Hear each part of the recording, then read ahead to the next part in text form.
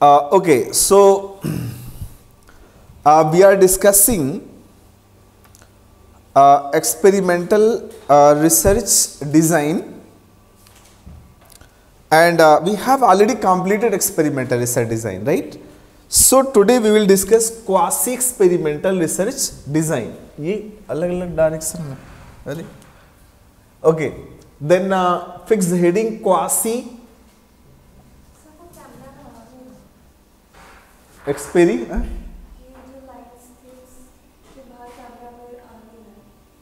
पीछे लाइट बंद करवा दो, देखो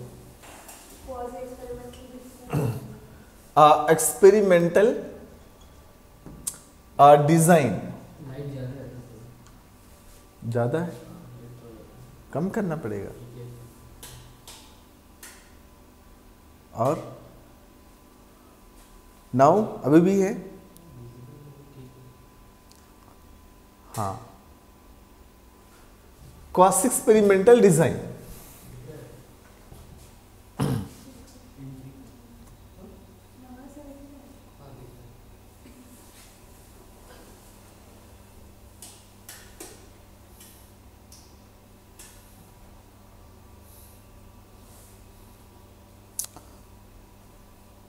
और कल मैंने ग्रुप्स में नोट भी भेजे थे, आपने देखा था भैरवी?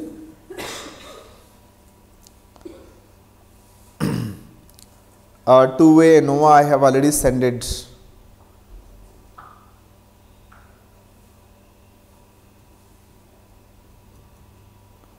इसके पहले क्वासी एक्सपेरिमेंटल डिजाइन का नोट्स एक बार रीसेंड करना है किसी के पास?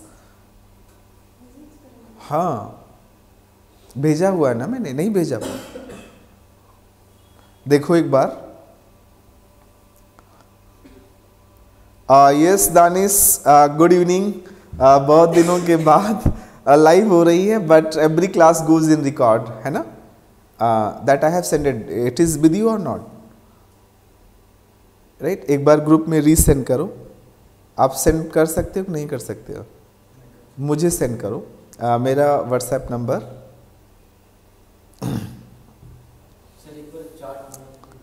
हाँ, किसका बेटे? अच्छा, एनोवा के बाद कहाँ से स्टार्ट हो रहा है? हाँ, देखो, जैसे हम लोग रिसर्च के स्टेप्स पढ़ते हैं। सो स्टेप्स में पहला है रिसर्च प्रॉब्लम। रिसर्च प्रॉब्लम आपको बहुत अच्छे से क्लियर है, डन बाय अस, ये भी हमने पूरी तरह से कर रखा है। देन हमने दूसरा सेगमेंट समझा हुआ था बुक रिव्यूज, ये भी हमने बहुत क्लियरली समझ लिया हुआ है, राइट? और बुक रिव्यूज के बाद फिर हमने हाइपोथेसिस के ऊपर बात करी थी। सो हाइपोथेसिस भी समझ रखा है। हाइपोथेसिस टेस्टिंग में सिर्फ हमें एनोवा पता होना चाहिए। If you significance of the testing that we can do, करवा देना चाहिए, राइट? ठीक है। फिर उसके बाद हाइपोथेसिस टेस्टिंग के बाद फिर है रिसर्च डिजाइन। तो रिसर्च डिजाइन में हमने 3 कैटेगरी के रिसर्च डिजाइन समझना है। First is experimental research design, और देन हमने quasi experimental research design, and then non experimental research design. So initially हमें यही समझना था, यही समझना है। और उसके बाद जो हमारा quasi experimental non experimental research design है, फिर हमने रिसर्च मेथड्स पढ़े थे। In a research method we have already completed various research methods, like we have already completed experimental method, ethnographical, जी पढ़ा हुआ ना, सारे कर लिए हुए थे जी। और रिसर्च मेथड के बाद फिर हमने स्टैटिस्टिक्स भी कर रखे थे, मींस स्टैटिस्टिक्स की भी सारी क्लासेस पढ़ी हुई हैं। स्टैटिस्टिक्स क्या है? Means data collection, data analysis, data representations, ये सभी हमने कर लिया हुआ है। अब इसमें जो एक पॉइंट मैंने छोड़ दी थी क्लास में वो था बेसिकली रिसर्च डिज़ाइन का। रिसर्च डिज़ाइन समझा रहा था तो थोड़ा सा क्योंकि नए थे आप उसको समझना मुश्किल लग रहा था, प्लस जो मेरा एक्सपीरियंस था बॉटम में जाने का वो मैं जा नहीं पा रहा था, इसलिए वो मुश्किल लग रहा था। खैर हमने वहाँ छोड़ दिया और फिर से जब हमने एक्सपेरिमेंटल रिसर्च डिज़ाइन दोबारा समझा पिछले 3, 4, 5 क्लासेस में, आप को मैं एक चीज़ बताता चलूँ, जितने बच्चों ने हमारे टेस्ट सीरीज ज्वाइन किया जाए, most of them I notice that they are saying sir I will write research topic later in the last, not in the starting. सब ये कह रहे हैं सर इसको बाद में लिखेंगे। एक्चुअली इसके रीजंस हैं, reasons because research is a vast topic. इतने समय से मुझे लगता है कि 1 महीने तो हो ही गए पढ़ते हुए हमें। जी कितने? हाँ जनवरी मीन्स रिसर्च पढ़ते हुए 3 महीने हो गए। नहीं रिसर्च नवंबर एंड में, राइट? ओके सो अभी तो ख़त्म हो जाएगा। आई विश की कल परसों तक इसको कंप्लीट कर दूंगा, मीन्स मैक्सिमम मंडे। हाँ इसी वीक में इस वीक में तो 2 ही दिन, और उसके बाद फिर रॉकेट साइंस की तरह सिलेबस भागता है। This syllabus is so much faster. These are the big breakers to stop the syllabus. Then one unit means 1 week. Each unit need at least 1 week. 1 week is sufficient to complete.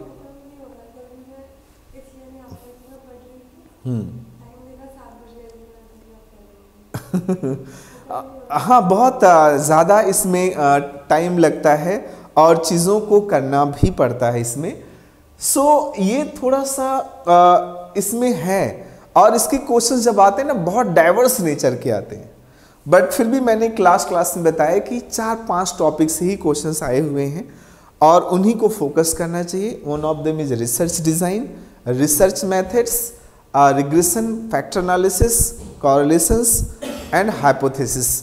बस इन्हीं topic को आपको focus करके prepare करेंगे, so it is better. Actually जब आप इसको पढ़ना स्टार्ट करते हैं तो इसकी डेप्थ और ग्राउंड्स कॉलेज से बहुत अलग होती है, राइट? यू हैव नोटिस, इतना डेप्थ में तो नहीं पढ़ा होगा कॉलेज में, वहाँ तो बस हल्का हल्का हो गया, बहुत उतना ही। You will be Einstein in the college and so many.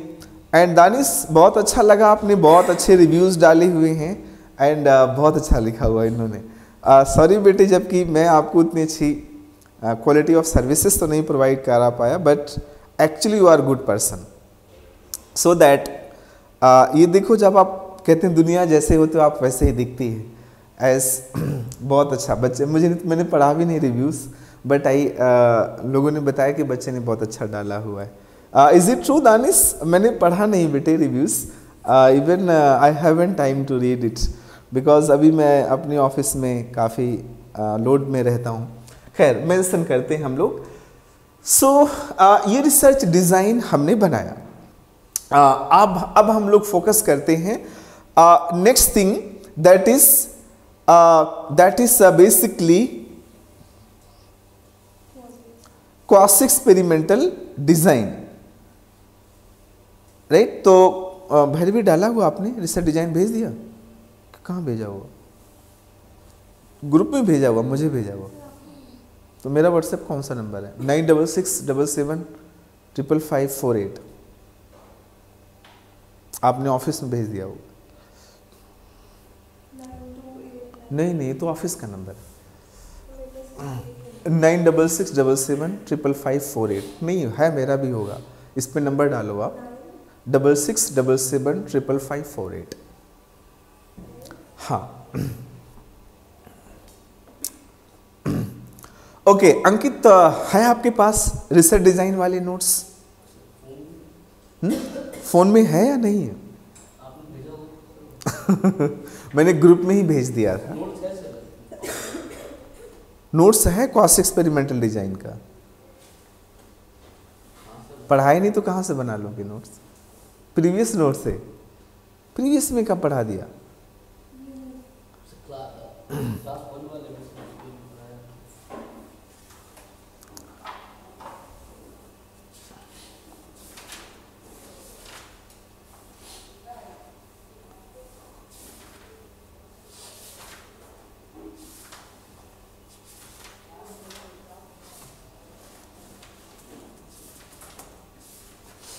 Okay, class में क्या करे हो आप? क्लास में क्रॉस एक्सपेरिमेंटल डिजाइन पढ़ा हुआ आपने?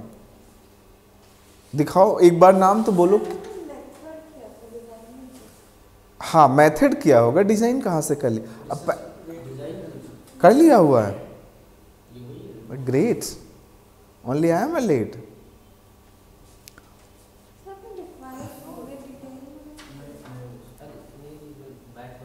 अच्छा, पढ़े हुए होंगे, ठीक है बेटे। Okay okay, no issue no issue no issue, we will do that, right? तभी मैं करने चल रहा हूं। सो प्रोसीड लिखेंगे क्वासी एक्सपेरिमेंटल डिजाइन। कल समझाया भी थे, what is quasi experiment? Quasi experiment means experiment which we conduct after any events. आपको पहले अपने माइंड में जरूर क्लियर रखना चाहिए what is the difference between experiments and non quasi experiment. Experiments में लिख देना and quasi experiment. In experiments we can manipulate variables. इसमें मैनिपुलेशंस होता है, जबकि क्वासी एक्सपेरिमेंट में नो मैनिपुलेशंस, इसमें कोई मैनिपुलेशंस नहीं होता। और इसमें हमारा कंट्रोल होगा, but here will be no controls on the events. हमारा कंट्रोल्स इसमें नहीं होता। इसमें हम लोग कॉज एंड इफेक्ट की बात करते हैं, जबकि क्वासी एक्सपेरिमेंट में इफेक्ट एंड कॉज की बात करते हैं, इफेक्ट एंड कॉजेस की बात करते हैं हम लोग। So that there and then जो यहाँ पर हमें नेक्स्ट सेगमेंट समझना है, जो क्वासी एक्सपेरिमेंटल डिजाइंस हैं, right? In quasi experimental designs, हाँ सी क्वासी एक्सपेरिमेंटल डिजाइंस में आईवी को रेंडमाइजेशन नहीं कर सकते, तो यहां लिख देना randomization is possible but there is no randomization of IV. IV को आप कुछ नहीं कर सकते। So this is a basic different. Right now in a quasi experimental design, एक पॉइंट्स आप नोट डाउन करना शुरू करो।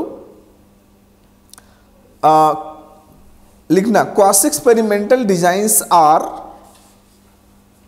sometime called ex post facto design.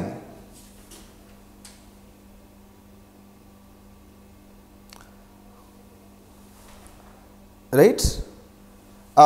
According to Cook and Campbell,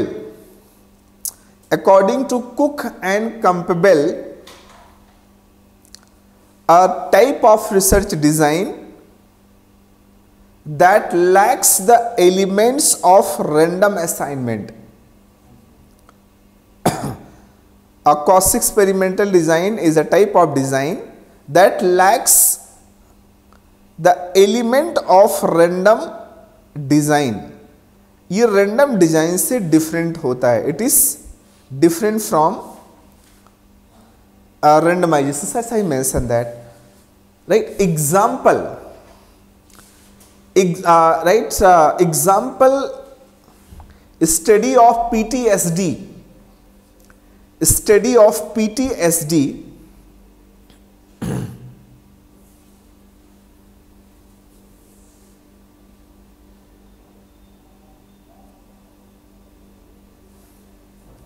getting?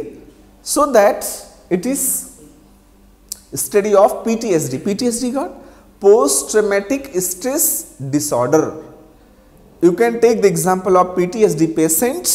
The PTSD patient, Ajay, got a study of road accidents, causes of road accidents, yeah, factors behind the road accidents. Or you can take the example of Russia and Ukraine war, effects, depression effect after the Russia and Ukraine wars. तो depression कितना बढ़ा, या ऐसे भी number of nature of depression after Covid के बाद का भी डिप्रेशन अगर हम समझना चाहेंगे तो भी वो x post facto research design होता है, राइट। तो आप इसमें समझ में आया कि इसमें मैनिपुलेशंस नहीं कर सकते, रिसर्चर का कोई कंट्रोल नहीं रहेगा, ये इफेक्ट एंड कॉज होगा, no randomization is there, so that is no randomization is there, इसमें रेंडमाइजेशंस नहीं होता, ये पॉइंट। रेंडमाइजेशंस का मतलब जैसे एक हमने पीटीएसडी पेशेंट लिया, कौन सा, पीटीएसडी पेशेंट। अब पीटीएसडी पेशेंट को रेंडमाइज नहीं कर सकते हो क्योंकि वो पहले से पेशेंट हो चुका है, you can select them only. अब ऐसा नहीं कि चलो आप किसी और को उसकी जगह पे ले आ सकते हो, you can change them, no, because जो है उसी के ऊपर आपको स्टडी करना है। Randomization means you can not change, you can change, हाँ, क्योंकि आपके अपने हिसाब से कर सकते हैं आप, बट यहां रेंडमाइजेशन। अच्छा, अब आप लिख देना the quasi experimental design is more suitable to study human behavior. Quasi experimental design is more suitable to studying the human behavior. Is more suitable to studying the human behavior because of several reason. क्या reason हो सकते हैं Bhairavi? What are that? Why? Yes, पहला point लिख दो, because we can not produce psychological phenomenas, we can not produce psychological phenomenas, हम psychological phenomenas को नहीं प्रोड्यूस कर सकते। लाइक जैसे पीटीएसडी पेशेंट हम बना सकते हैं किसी को, पीटीएसडी जानते हैं क्या होता है, पोस्ट ट्रॉमेटिक स्ट्रेस डिसऑर्डर। जैसे रेप विक्टिम्स देखा होगा आपने, रेप विक्टिम्स को वो पुरानी इवेंट्स बहुत बुरी तरह से माइंड में हिट करती रहती हैं। ऐसे जिसने अर्थक्वेक में अपनी फैमिली को खोया है, किसी डिजास्टर्स में अपनी फैमिली को खोया है, तो वो एक पीटीएसडी पेशेंट बन जाता है। तो हम ऐसा थोड़ी ना होगा किसी के घर पे डिजास्टर लाएंगे, उसका पहले घर तोड़ेंगे, उसका घर तोड़ करके पीटीएसडी पेशेंट बनाएंगे, so that it is. Second reason क्या हो सकता है?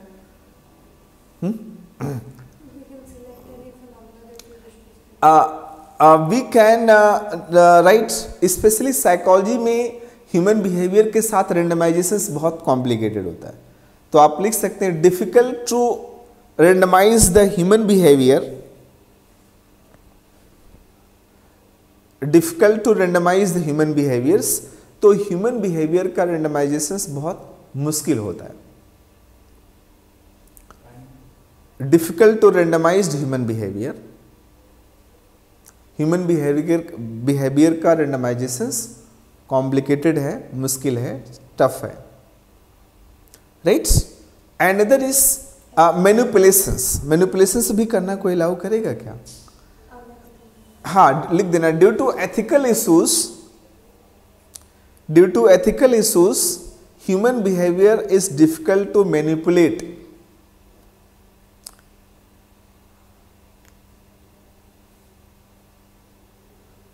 बिकॉज अच्छा, हाँ ठीक है, आगे भी लिख सकते हैं, manipulated behaviour can not be reverse. कई बार जो मैनिपुलेटेड बिहेवियर्स होते हैं उसको हम रिवर्स भी नहीं कर पाते, इसलिए हम लोग इस तरह का डिज़ाइन बनाते हैं कि उसको मुश्किल ना हो। Yes Jayprakash, good evening. Prachi, good evening बेटे, right, good evening to all. Yes, so I wish सही जा रहा होगा, और मैं आप लोगों को अब, क्योंकि मुझे रिकॉर्डिंग भेजना भी आ गया और मैंने कल एक एक्सपेरिमेंट भी करके देख लिया, तो मैं आप किसी भी क्लास की रिकॉर्डिंग में खुद भेज सकता हूँ। धीरे धीरे मैं सीख जाऊँगा सब, जैसे मैं प्रिंट आउट निकाल लेता हूँ। My achievements are increasing day by day. So हाँ, yes Jayprakash, so let's proceed the class. और फिर जो ह्यूमन बिहेवियर्स के ऊपर experiments are almost not allowed, right. लिख देना due to legal and consent with participant issues, sometime experiment is not possible. ऐसा होता है ना, किसी भी इंसान के बिहेवियर का एक्सपेरिमेंट करना भी शायद मुश्किल हो जाता है, इसलिए हम लोग नॉन एक्सपेरिमेंटल रिसर्च डिजाइन करते हैं।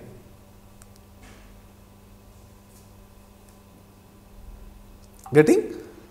सो इसलिए हम, अब कोई पूछे why cos experimental is design is better, तो आप बता सकते हो क्योंकि ये ह्यूमन बिहेवियर की जो घटना हो चुकी है। एग्जाम्पल लिख दो, example, if we want to study depression,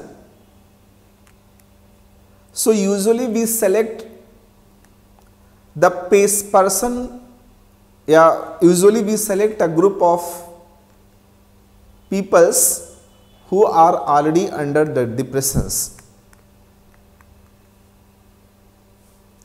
So existing groups is also, क्या मीन्स कोई ग्रुप एग्जिस्ट कर रहा है, तो जो ग्रुप एग्जिस्ट करेगा उसको ऊपर अगर आप स्टडी करोगे तो उसके लिए हम लोग कौन सी स्टडी बोलते हैं?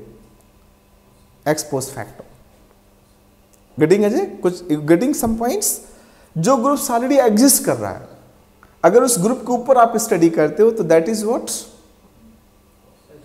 एक्स पोस्ट फैक्टो, क्योंकि वो ग्रुप्स हमने नहीं बनाया ना, that groups is already existing, we are not doing any types of manipulations at there.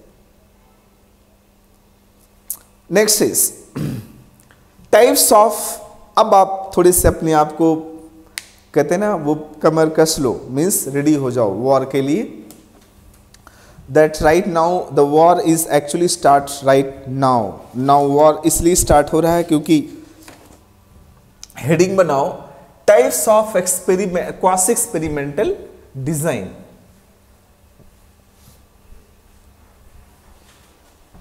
Types of quasi experimental design. So first type of, पढ़ा हुआ है किसी ने घर पे या नहीं पढ़ा हुआ? Have you read it? So first is non equivalents.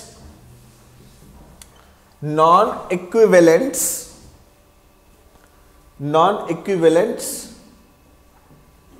pre-test, post-test, non-equivalent pre-test, post-test only design,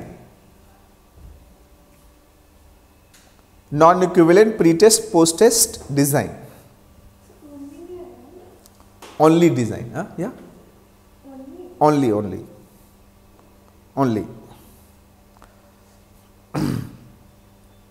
it means, अब देखो इसमें क्या होगा, इस रिसर्च डिजाइन में क्या होगा? Okay, only post test design, post test only भी बोल सकते हैं, ओनली पोस्ट टेस्ट, ठीक है, post test only, post test only, हाँ पोस्ट टेस्ट ओनली। डिजाइन तो है ही, खैर डिजाइन तो लिखना ही। अब इसका बेसिक मीनिंग बता सकते हो भैरवी, इसमें क्या होता है बेटे? यहां पर लिखा गया two non equivalent groups. Two non equivalent groups means incomplete groups are there, means one groups may have a larger numbers, other may have a smaller numbers. You can take the example of gender ratios. Number of aspirants in any college में अगर आप देखें तो non equivalent groups ज्यादा देखने को मिल जाएगा। Number of aspirants from the various grounds, तो वहां पर भी हम लोग देख सकते हैं non equivalents groups are existing. Getting? तो इसमें लिख देना non equivalent post test design means measure of two groups. Measure two programs and comparison. Measure two groups or two programs. दो ग्रुप्स होंगी and we are making comparison with them.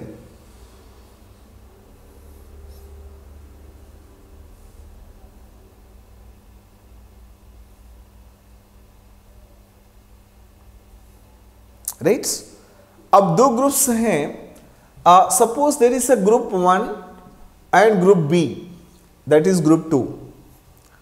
So one group is receiving any programs. अब ये दोनों group पहले exist कर रहे हैं, हमने ग्रुप्स नहीं बनाया. और एक ग्रुप्स को हमने सपोज लैंग्वेज ट्रेनिंग दिया और फिर उसके बाद उनके बिहेवियर्स को हमने क्या कर लिया, मेजर्स कर लिया, या कम्युनिकेशन स्किल को हमने मेजर कर लिया. Getting my points. Other groups B, we have not given any language training. हमने इनको कोई लैंग्वेज ट्रेनिंग नहीं दिया, कोई लैंग्वेज प्रोग्रामिंग्स नहीं करी, हमने इनको कोई लैंग्वेज ट्रेनिंग्स या प्रोग्राम्स नहीं दिया, और फिर भी हमने इस ऑलरेडी एग्जिस्टिंग ग्रुप के बिहेवियर्स को मेजर कर लिया. And after collecting this data, और जो डेटा हमने यहां पर लिया हुआ है उसी डेटा से हम लोग आगे एनालिसिस भी कर लेंगे. सो that is the analysis by this data.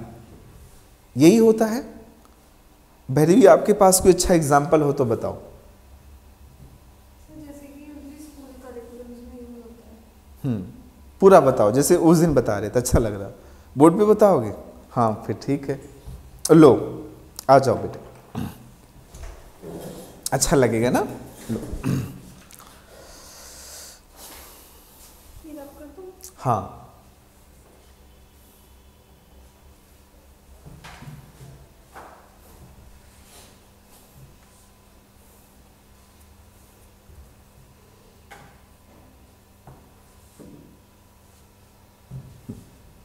Non equivalent groups में सबसे पहली बात, इट इज इनकम्प्लीट. ठीक है, for example we go to a school. ठीक है, ये एक स्कूल है और इसमें जो है आई एम अ रिसर्चर. मैंने एक नया करिकुलम बनाया है. मैंने बोला I will give this curriculum to one class, I will not give this curriculum to the other class, and I will see if my curriculum is good or not. ठीक है, कि मेरा करिकुलम अच्छा है या नहीं. उसमें क्या होगा, मैं क्लास 3 में गई और मैंने क्लास 3 में सेक्शंस होते हैं, section A, section B, section C. तो मैंने सेक्शन ए में अपना करिकुलम लगाया, लेकिन सेक्शन बी में मैंने अपना करिकुलम नहीं लगाया. सो दिस इज माय, ये तो हो गया मेरा कंट्रोल ग्रुप, और ये हो गया एक्सपेरिमेंटल ग्रुप. इसको मिल गया ट्रीटमेंट. ट्रीटमेंट क्या है, हमारा curriculum.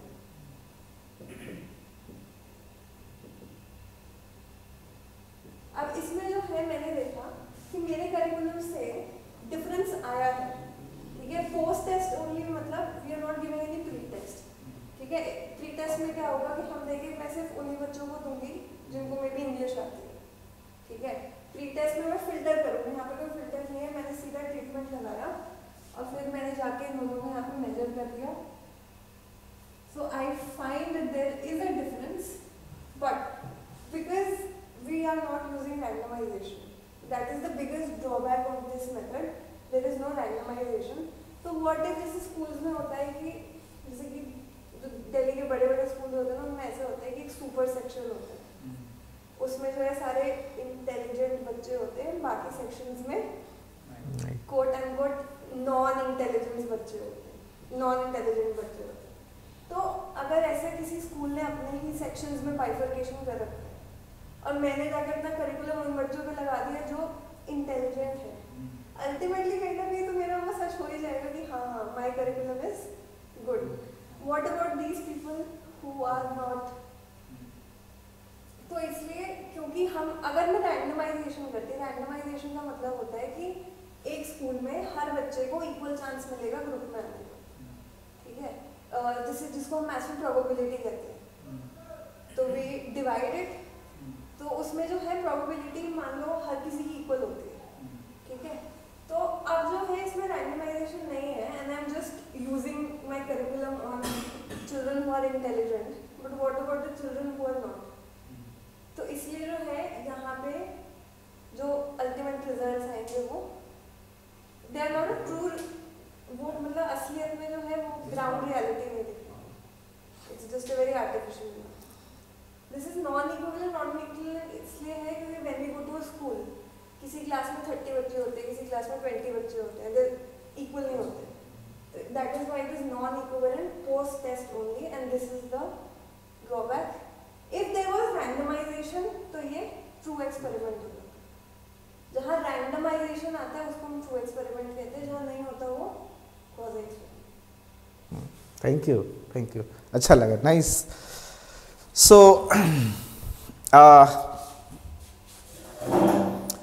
yes, I wish clear, Prachi. Right now, I'll repeat these things once again, and it is very important to understand to you. जैसे इसमें बहुत अच्छा भैरवी ने बताया कि मैंने थोड़ी सी मैं सुपरफिशियल टाइप का बोल के निकल जाता हूँ, और इन्होंने बहुत अच्छा क्लियर किया कि सपोज एक स्कूल के ऊपर आपको एक्सपेरिमेंट करना है, तो वहाँ आपने 2 ग्रुप्स बनाए, और ग्रुप्स नहीं बनाए, सॉरी, ग्रुप्स ऑलरेडी एग्जिस्टिंग्स हैं। तो एक्सपोज फैक्टो का मतलब एग्जिस्टिंग चीज़ों के ऊपर ही तो आपको स्टडिंग कर रहा है, मीन्स ऑलरेडी वो चीज़ एग्जिस्ट करी, बस आपको उनके ऊपर रिसर्च करना है, और रिसर्च करके आप अपनी स्टडीज़ को कंटिन्यू कर देना है। So this is the first research design which we have discuss right now. और अगला फिर से हम लोग इसको लिखने की जरूरत है, या you will to done, right? So next is non equivalent control group design. Non equivalent control group design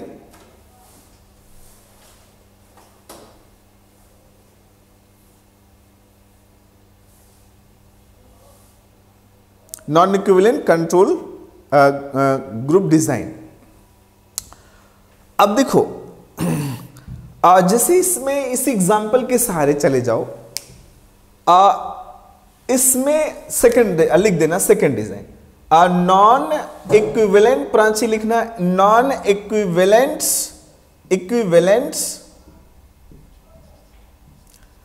non equivalent control group design, non equivalent control group design.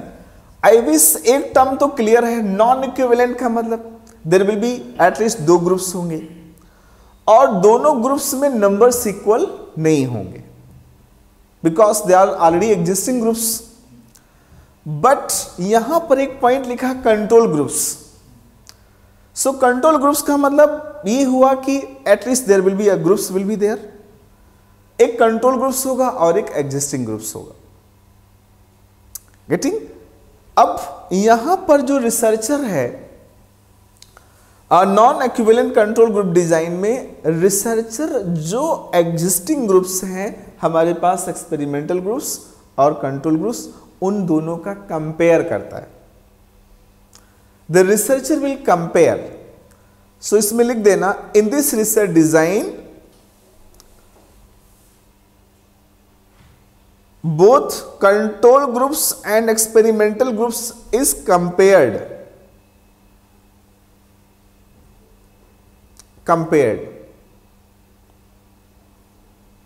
right? Compare तो करते ही हैं, लेकिन जब हम कंपेयर कर रहे होंगे, अब आप बात सुनना ध्यान से, जब हम कंपेयर कर रहे होंगे at the time of comparison, so या at the time of these group selections, हमने इस ग्रुप में थोड़ी सी क्या यूज कर ली, सैंपलिंग यानी रैंडमाइजेशंस। तो मीन्स इसमें हमने अपनी मर्जी से चूज किया हुआ। तो आप इसमें लिख देना, in this research design researcher can choose the groups and assigned out of convenience. Assigned out of convenience means वो अपनी सुविधा के assigned out of the convenience rather than through randomizations. Randomizations नहीं करता। मीन्स सपोज ये groups है, section A जो अच्छे बच्चों का, सेक्शन बी नॉर्मल बच्चों का, तो हो सकता है रिसर्चर अपने पर्पस के अकॉर्डिंग किसी एक ग्रुप को चूज कर लेगा और उन्हीं के ऊपर वो रिसर्च कर सकता है, right. But there is a problem is this कि जब आप इस तरह का रिसर्च डिजाइन करते हैं तो comparing the results between the experimental and control is difficult.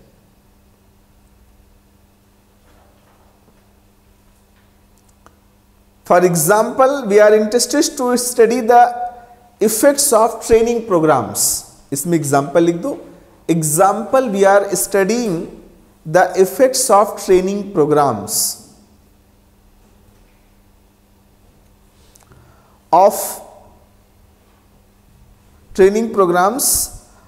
10th grade student. तो मतलब 10th ग्रेड के स्टूडेंट ऑलरेडी एग्जिस्टिंग हैं,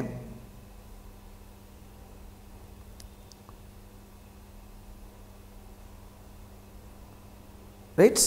अब 10th क्लास के स्टूडेंट एग्जिस्टिंग हैं और उसी ग्रुप से रिसर्चर अपनी कन्वीनियंस के अकॉर्डिंग कुछ उसमें से बच्चों को चूज कर लिया, तो that researcher can select some peoples as per their requirements.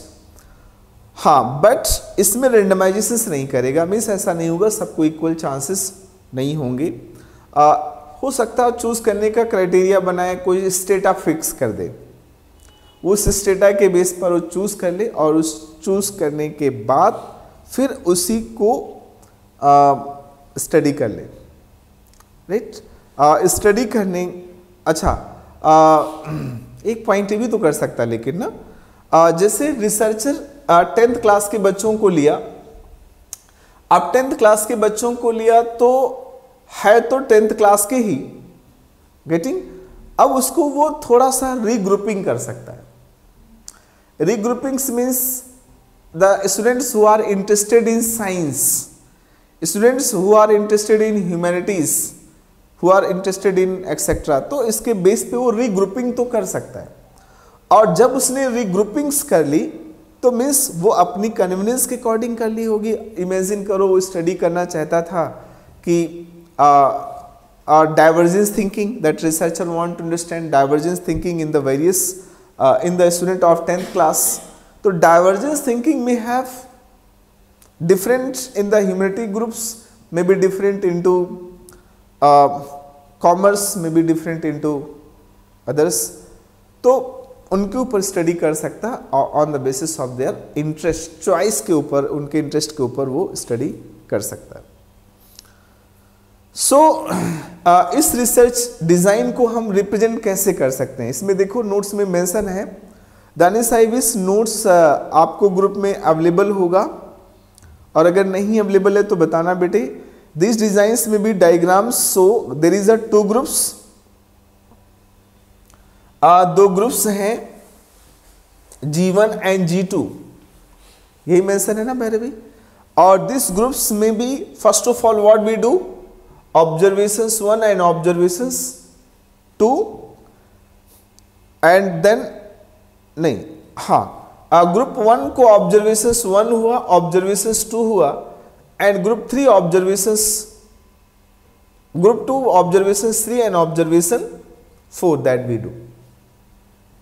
कर लिया हमने। अब दोनों में से हमने observations करने के बाद इनकी डेटा कलेक्शंस करी। अब जैसे यहाँ हमने ऑब्जर्वेशंस 1 ये था कि वो नेचुरली जो 10th क्लास के थे, और उसके बाद हमने उसमें रीग्रुपिंग करके फिर से हमने उनको ऑब्जर्वेशंस कर लिया। देन ग्रुप 2 को भी ऐसे पहले हमने उनकी नेचुरल ऑब्जर्वेशंस की, फिर उसमें रीग्रुपिंग करके भी हमने ऑब्जर्वेशंस कर ली, और उसके बाद उनके बिहेवियर्स को हमने रिकॉर्ड कर लिया। अब यहाँ क्योंकि वो ऑलरेडी 10th के स्टूडेंट थे, एग्जिस्टिंग स्टूडेंट थे, हमने वहाँ कुछ न्यू चीज़ें नहीं लगाई, तो इसलिए कह सकते हैं कि this is non experimental, right. Experiment तो है नहीं।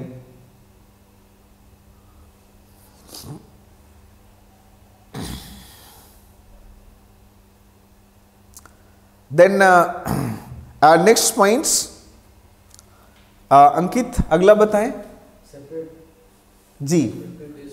फिर आपको दोनों, हाँ, separate pre test and post test, फिर उसके बाद भैरवी फिर आपको दो एक साथ समझाएंगे, क्योंकि मुझे अपने से अच्छा हर कोई पढ़ाता हुआ लगता है मैं तो अपने को बहुत ही पुअर टीचर मानता हूँ। खैर आइए, next is third research design is what.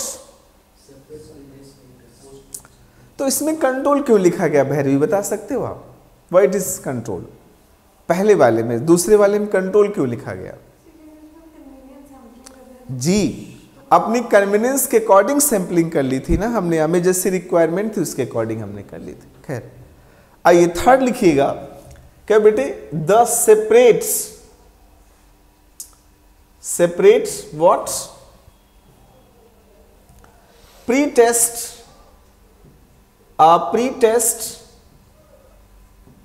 And post test design, यही था ना? Separate pre test and post test sample design, separate pre test and post test sample design. तो इसका मीनिंग ये हुआ कि इसमें हम लोग बहुत मस्ती भरा एक एग्जाम्पल लेते तो मजा आएगा। इसमें बहुत सिंपल सा, शायद पिज्जा तो खाने जाते ही होंगे, राइट? हमने पिज्जा खाने लोग आए हमारे यहां पर, अब पिज्जा उन्होंने खा लिया मतलब जबरदस्ती हम खिलाएंगे नहीं। खा लेने के बाद हमने एक ग्रुप्स को रेटिंग करा दी। मैंने पूछा कि बताइए हमारा पिज्जा कैसा था, हमारे पिज्जा के बारे में फीडबैक दीजिए। अब वो तो पिज्जा खा चुके हैं, अब अगर वो खाएंगे भी, मेरे ख्याल से तो पिज्जा खाएंगे नहीं, वो तो चले जाएंगे। तो मीन्स एक ग्रुप कौन सा था? जो पिज्जा खाया और खा के उसने फीडबैक दिया और दे करके फिर चला गया। और दूसरा ग्रुप आएगा जब, तो उसमें कुछ फ्लेवर में चेंजेस कर देंगे। मीन्स अब हम लोग ट्रीटमेंट, यानी दूसरा ग्रुप्स आएगा उसके ऊपर हम लोग क्या करेंगे, वो पुरानी जो ग्रुप्स के फीडबैक के बेस पे मॉडिफिकेशन भी कर लेंगे। और मॉडिफिकेशन करने के बाद फिर उससे हम फिर से फीडबैक लेंगे कि बताइए सर हमारा पिज्जा कैसा था, तो भी अपना फीडबैक देगा। It happen. तो यहां दो अलग अलग ग्रुप्स हैं। पहले ग्रुप्स का feedback will be helpful to understand the behaviours of next groups. उसके फीडबैक को दूसरे ग्रुप्स के ऊपर लागू किया जाएगा, अप्लाई करेंगे हम लोग। और अप्लाई करके फिर हम लोग देखेंगे कि अच्छा, हाँ, अगर उसने अच्छा फीडबैक दिया तो on the basis of that we can say अच्छा ठीक है, हाँ अच्छा फीडबैक दिया।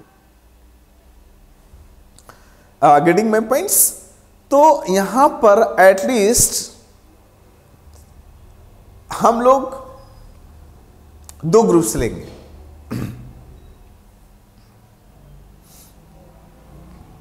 दो क्यों, चार ले लेते हैं, चार ग्रुप्स लेंगे। तो आप लिख देना, in a separate pre test post test design a researcher should use, a researcher use 4 groups, इसमें 4 ग्रुप्स यूज करता है रिसर्चर। Select 4 groups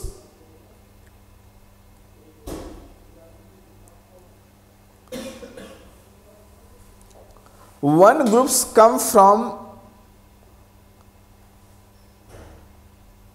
a single non-equivalent groups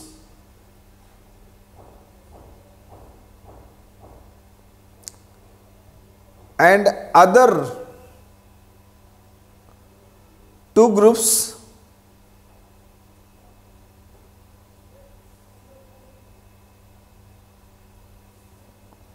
are from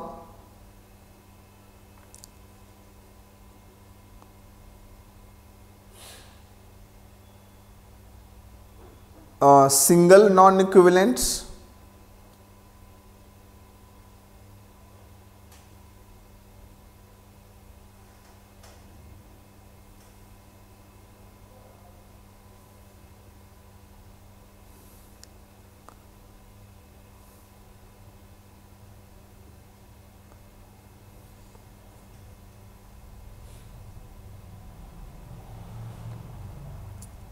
non-equivalent groups, then a researcher will conduct a research on one groups. On the basis of one group's feedback, it will apply on other groups. तो इसको दूसरे group के ऊपर apply करेगा. On the basis of one group feedback, researcher will apply on other groups. और वो दूसरे groups के ऊपर अप्लाई करके देखेगा. गेटिंग? एग्जाम्पल वही, चाहे एम्प्लॉयमेंट का ले लो, पिज्जा का ले लो, जो भी आपका मन करे. Right, you can take the example of suppose a company अपने एक एम्प्लॉयज के बिहेवियर्स को रेट करती है, फिर उसके बेस पर वो दूसरे एम्प्लॉयज को भी रिक्रूट करती है और वो सोच लेती है कि ऐसा मुझे आगे एम्प्लॉयज चाहिए होगा या फिर नहीं चाहिए होगा. Got my points? So there is a two groups. One groups is what? That is existing, और वो एक existing groups होता है.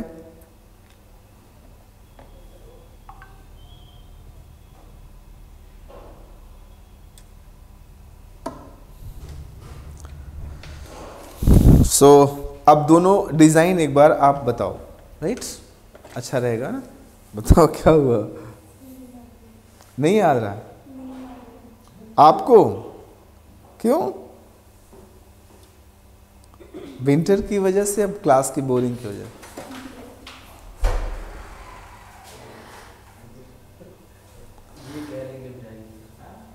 You will tell? ही Ajay you will tell?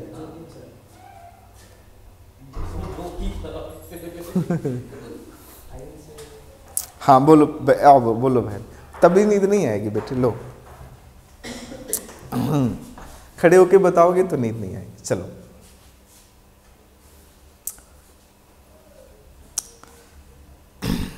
Examples अच्छे होते, बढ़िया.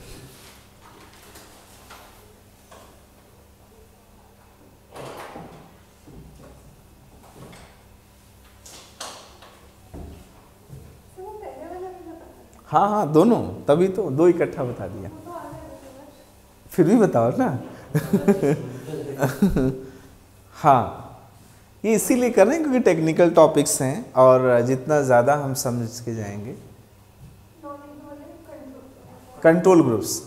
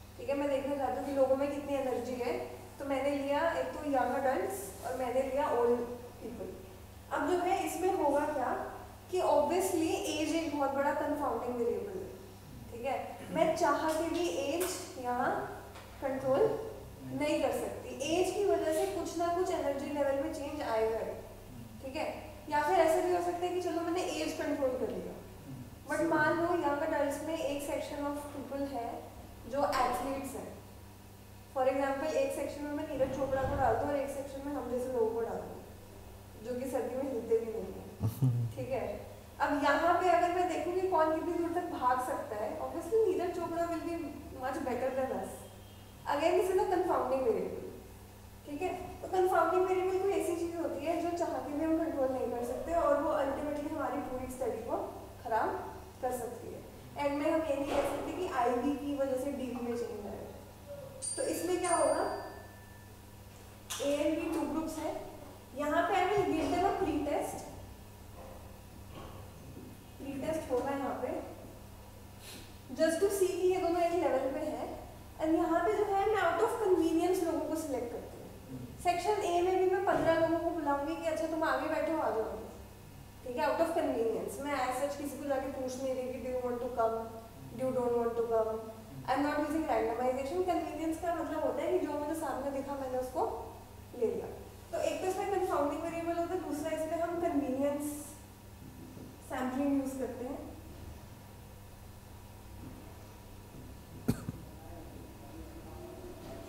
कन्वीनियंस सैम्पलिंग सिंपली मींस कि जो भी मुझे आगे दिख गया मैंने उसको ले लिया। इसमें प्री टेस्ट किया, एक टेस्ट को हमने करिकुलम दिया, एक ग्रुप को हमने करिकुलम दिया, एक को करिकुलम नहीं दिया, और फिर हमने दोनों को मेजर किया। तो यहाँ पे जो है माय रिजल्ट कैन बी, जो है मेरा रिजल्ट 2 चीज़ों की वजह से खराब हो सकते हैं। वो 2 चीज़ें क्या है, कंफाउंडिंग वेरिएबल और convenience sampling. Obviously what if you know जैसे back benchers versus front benchers होते हैं, what if front benchers have good attention and what if back benchers don't have good attention. तो अटेंशन की वजह से मेरे curriculum का इफेक्ट कुछ और निकलेगा। और कंफाउंडिंग वेरिएबल होगा कि what if section A has people who are intelligent, section B has people who are not. मैं क्या करूँगी उसमें जो है इन दोनों की वजह से मेरा स्टडी में डिफरेंस है। दिस इज नॉन इक्विवेलेंट क्योंकि मैं जो है कन्वीनियंस सैम्पलिंग यूज कर रही हूँ। व्हाट इफ एक ग्रुप में 10 बच्चे हैं लेकिन दूसरे में सिर्फ 8 बच्चे हैं, वो अगेन मेरे कंट्रोल के बाहर है। तो ये नॉन इक्विवेलेंट कंट्रोल ग्रुप है। कंट्रोल ग्रुप में प्री टेस्ट फिर treatment. This is clear.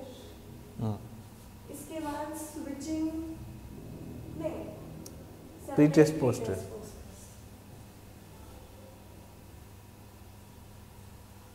Switching भी बताओ। हाँ सारा बताओ।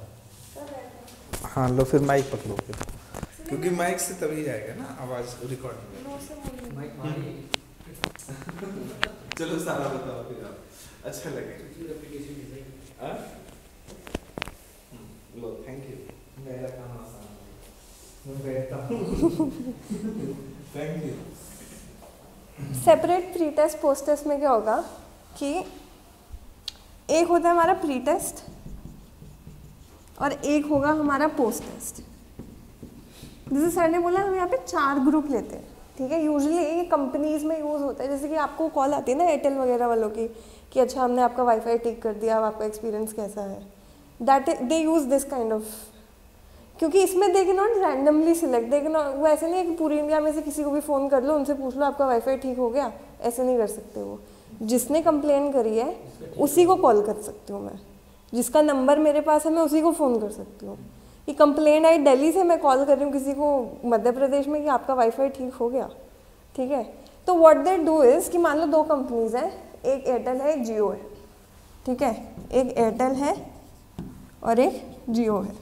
जियो ने बोला, इन दोनों ने बोला कि हमको जो है कंज्यूमर सेटिस्फैक्शन चेक करना है, ठीक है। जैसे कंपनीज ये कराती हैं, दे वांट टू चेक कि किस कंपनी का, अब फॉर एग्जांपल आप लोगों को वाईफाई लगवाना है, आप पहले कहीं कंसल्ट करोगे ना किस कंपनी का बेटर वाईफाई है, किसका फास्ट है, किसकी सर्विस अच्छी है। Where do you get that data from, यहाँ से आता है। इसमें क्या करेंगे, 2 ग्रुप्स होंगे ए बी और यहाँ पे A1 B1, ठीक है। इसमें जो है पहले वो क्या करेंगे कि इन लोगों को कांटेक्ट करेंगे। प्री टेस्ट में यूजुअली क्या होता है कि जिन लोगों पे हम प्री टेस्ट करते हैं, ठीक है, जिस ग्रुप पे प्री टेस्ट होता है उस ग्रुप पे पोस्ट टेस्ट नहीं होता है। ट्रीटमेंट दोनों को मिलता है, ठीक है। जियो वाले कॉल दोनों को करेंगे, लेकिन एक का वाईफाई ठीक करेंगे, एक का वाईफाई ठीक नहीं करेंगे, और फिर वो कंज्यूमर सेटिस्फैक्शन लेंगे किसी भी पॉइंट पे, क्योंकि कस्टमर्स चेंज होते रहते हैं, एक ही जगह पे कस्टमर नहीं रहेंगे। आज उन्होंने यहाँ से ख़रीदा, कल को मैं जियो में शिफ्ट कर गई फिर, ठीक है। तो इसमें क्या होगा, जिस पे मैं प्री टेस्ट करूँगी कि मैंने इन लोगों का वाईफाई ठीक कर दिया, ठीक है, वाईफाई मैंने इनका भी ठीक कर दिया, पर मैं इनसे फीडबैक लूँगी और मैं भी इनसे नहीं लूँगी। तो इसमें जो है मतलब बेसिक रूल यही होता है कि द ग्रुप जिस पे मैं प्री टेस्ट करूँगी, पोस्ट टेस्ट उस पर पॉसिबल ही नहीं है। कस्टमर जो है चेंज हो गया, अब मैं उस कस्टमर को कैसे बोलूँ कि प्लीज़ कम बैक, मैं कहाँ से उसका डेटा लाऊंगी? ठीक है, ये क्लियर है? नहीं समझ आया? आ गया? पक्का? कॉम्पनसेट नहीं करना, नहीं आया कोई बात नहीं। ठीक है, समझते हैं। बोलो ना, क्लियरली बोलो सर। ठीक है सर, ओके। तो फिर अभी पूछना हुआ नहीं, हेसिटेट नहीं करना ना, पूरे हाफ हार्टेड चीजें मत पढ़ो, पूरा क्लियरली पढ़ो ना। नहीं आया कोई बात नहीं, दोबारा समझा दूंगी, ठीक है। प्री टेस्ट पोस्ट टेस्ट में जो हमारा ग्रुप 1 है वो कभी भी ग्रुप 2 नहीं होगा, ठीक है। अगर मैंने आपको इंजेक्शन दिया है, अल्टीमेटली मेरे को आपके इफेक्ट से कोई मतलब नहीं है, मेरे को बस चेक करने की हाँ इंजेक्शन से कुछ हो रहा है, ठीक है। जो डेटा कलेक्ट होगा 2 ग्रुप्स में कलेक्ट होता है, ठीक है। मान लो मैंने कंज्यूमर सेटिस्फैक्शन यहाँ चेक करना चाहती हूँ, ठीक है। अब मेरा मान लो ये कस्टमर ए पे मैंने जो है नया वाईफाई टेस्ट किया, मैंने नया वाईफाई लगवाया, मैंने उनको कॉल किया कि आपका वाईफाई कैसा चल रहा है, उन्होंने बोला अच्छा चल रहा है। बाय द टाइम मेरे को रिपोर्ट सबमिट करनी है मेरे ऑफिस में, उस कस्टमर ने मेरा वाईफाई हटा दिया, अब मैं क्या करूँगी? अब जो है ट्रीटमेंट तो दिया ना मैंने, उसको वाईफाई तो लगवा के दिया, लेकिन अब मैं क्या करूँगी, मैं किसी और कंज्यूमर को पकड़ूंगी, मैं उसको बोलूँगी वाईफाई लगवाओ, और फिर मैं उसका देखूँगी, फिर वो मुझे बताएगा कि मेरा एक्सपीरियंस कैसा रहा, ठीक है। इससे क्या होगा, इस इंटरनल वैलिडिटी होती है ना, इसमें इंटरनल वैलिडिटी हाई होगी। इंटरनल वैलिडिटी क्या होती है कि मैं जो है एग्जैक्टली बता सकती हूँ कि आईवी का इफेक्ट, कि मतलब डीवी में जो इफेक्ट आया वो जस्ट बिकॉज ऑफ आईवी आया है, कोई कंफाउंडिंग वेरिएबल यहाँ पे कोई तीसरी चीज़ नहीं आई है इसको इफेक्ट करने, सिर्फ आईवी और डीवी है, सिर्फ आईवी चेंज किया डीवी आया। यहाँ पे मैं इंटरनल वैलिडिटी एक्चुअली चेक कर सकती हूँ, क्यों? क्योंकि मेरे पास 4 ग्रुप्स हैं, ठीक है। अब जो है जियो ने देखा कि एयरटेल वालों के साथ ये हाल है कि भाई उनके कस्टमर्स बीच में छोड़ के चले जाते हैं, जियो इनका डेटा लेके अपना data, they can develop their own technology, they can make better wifi, ठीक है। यूजली ऐसे यूज़ होता है कि स्पेशली से कार मैन्युफैक्चरिंग वगैरह में वो जो वो टेस्ट होते हैं ना जिसमें वो कार क्रैश कर देते हैं ऐसे, उसमें टेस्ट होता है, उसमें आप असली इंसान नहीं बिठा सकते, आप किसी को बोलोगे नहीं कि प्लीज़ क्रैश टेस्ट करने आओ, मरने आओ, ऐसे नहीं बुला सकते आप। उसमें जो है हम ये यूज़ करते हैं कि प्री टेस्ट डेटा लेते हैं हम, ठीक है, लेकिन जो हमारा पोस्ट टेस्ट होगा और प्री टेस्ट होगा वो एक ग्रुप पे कभी नहीं होगा, उसमें हम 2 अलग अलग ग्रुप लेंगे, ठीक है। जैसे कि फॉर एग्जांपल मैंने एक कंट्री के साइंटिस्ट को बुलाया टेस्ट करने के लिए कार क्रैश वाला, उनका डेटा लिया, उन्होंने बोला हाँ ठीक है योर कार इज़ सेफ। फिर मैंने दूसरे ग्रुप को बुलाया, मैंने उन साइंटिस्ट को बुलाया, I said please come check, उन्होंने भी बोला your car is safe. Internal validity हो गई यहाँ पे। I have 2 groups who are telling me कि आपकी जो टेक्नोलॉजी है वो सक्सेसफुल है। अब क्लियर है? ठीक है।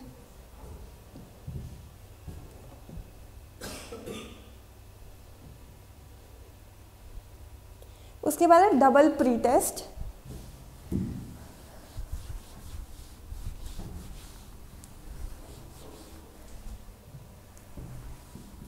डबल प्री टेस्ट में क्या होता है कि एक ही ग्रुप पे हम 2 बार टेस्ट करते हैं फिर उनको ट्रीटमेंट देते हैं, ठीक है। फॉर एग्जांपल इसमें जो है मेरा एक ग्रुप है, ठीक है, मैंने उसको एक प्री टेस्ट दिया। इट इज़ मच लाइक जैसे यूपीएससी वाले करते हैं, एक ही ग्रुप को 2 टेस्ट दिलवाएंगे, 3 टेस्ट दिलवाएंगे, फिर जाके उनका सिलेक्शन होगा कि आप 1 बार दो, 2 बार दो, 3 बार दो। जब तीसरी बार में हमें सेटिस्फैक्शन मिलेगी तब जाके हम आप पे ट्रीटमेंट करेंगे, मतलब तब जाके हम आपको सर्विस में इंडक्ट करेंगे, ठीक है। तो अब जो है मैंने एक टेस्ट किया, इसमें क्योंकि डबल है तो 2 ही होगा, मैंने एक और प्री टेस्ट लिया, फिर जाके मैंने ट्रीटमेंट दिया, अब इसका सबसे बड़ा फ़ायदा ये है कि इसमें जो है मैं ये बोल सकती हूँ इंटरनल वैलिडिटी अगेन हाई है। क्यों? क्योंकि इसमें मैं जो है बोल सकती हूँ कि हाँ मेरे पास जो है, मान लो मैंने ये मई में करवाया, उसके बाद मैंने सितंबर में ये करवाया, फिर जाके दिसंबर में मैंने जाके ट्रीटमेंट दिया उन्हें। अब मैं क्या बोल सकती हूँ कि if there is change in DV, तो मैं बोल सकती हूँ वो आईवी की वजह से है। क्यों? क्योंकि मैंने उसको जो है टाइम दिया है, मैंने एक्चुअली में चेक किया है यहाँ पे, उसको 2 बार टेस्ट करके देखा है। मेरी एक ही पॉपुलेशन को मैंने 2 बार टेस्ट किया और तब तक टेस्ट किया जब तक मुझे लगा है कि हाँ रिजल्ट जो है वो सेटिस्फैक्ट्री है, तभी जाके मैंने उसको ट्रीटमेंट दिया। तो यहाँ पे कंफाउंडिंग वेरिएबल जो है, यहाँ पे जो कंफाउंडिंग वेरिएबल है उसको मैंने कहीं ना कहीं रोक लिया है। ठीक है, मान लो इसमें कंफाउंडिंग वेरिएबल आ रहा था कि I wanted to check energy levels of people. मैंने एक नई एनर्जी ड्रिंक बनाई है, ठीक है, जैसे रेड बुल वगैरह होती है, मैंने रेड बुल बनाई है, मैं देखना चाहती हूँ रेड बुल का कोई इफेक्ट है या नहीं है। मैं क्या करूँगी, लोगों को सिलेक्ट करूँगी, उनके एनर्जी लेवल देखूँगी। ठीक है, कुछ समय बाद में दोबारा से उनके एनर्जी लेवल देखूँगी कि ऐसा नहीं है कि उनको कोई डिजीज़ है या कुछ है। अगर कुछ दिक्कत होगी दोनों टेस्ट के बीच में निकल के आ जाएगी। ठीक है, फॉर एग्जांपल उन सब लोगों को जो है कोविड है, टेस्ट 1 में नहीं आया, टेस्ट 2 में पकड़ लूँगी कि अच्छा दीज पीपल हैव कोविड। यहाँ पे कंफाउंडिंग वेरिएबल मैं कंट्रोल कर सकती हूँ, फिर जाके मैं ट्रीटमेंट दूँगी, फिर आई विल सी कि अच्छा मेरी एनर्जी ड्रिंक का कोई फ़ायदा हुआ या फिर नहीं हुआ। ये बहुत सिंपल है। ठीक है, और इसमें इंटरनल वैलिडिटी हाई होती है। इंटरनल वैलिडिटी क्या होती है? सिंपल सी बात है कि मैं जो है जब 100% श्योर होकर कह सकती हूँ कि डीवी में जो चेंज है वो आईवी की वजह से, उसको हम इंटरनल वैलिडिटी कहते हैं। एक्सटर्नल वैलिडिटी को हम जनरलाइजेबिलिटी कहते हैं। ठीक है, जब मैं अपने रिजल्ट को पूरी पॉपुलेशन पे लगा सकती हूँ, ठीक है, तो उसको मैं बोलूँगी एक्सटर्नल वैलिडिटी। और जब मैं ये लिख के दे सकती हूँ, एफिडेविट बनवा के दे सकती हूँ कि हाँ मेरे डीवी में जो है चेंज है वो क्यों है, आईवी की वजह से, उसको मैं इंटरनल वैलिडिटी कहती हूँ। ठीक है, ये क्लियर है?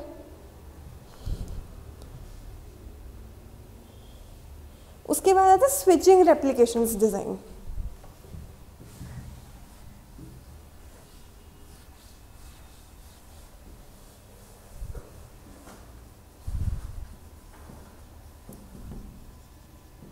स्विचिंग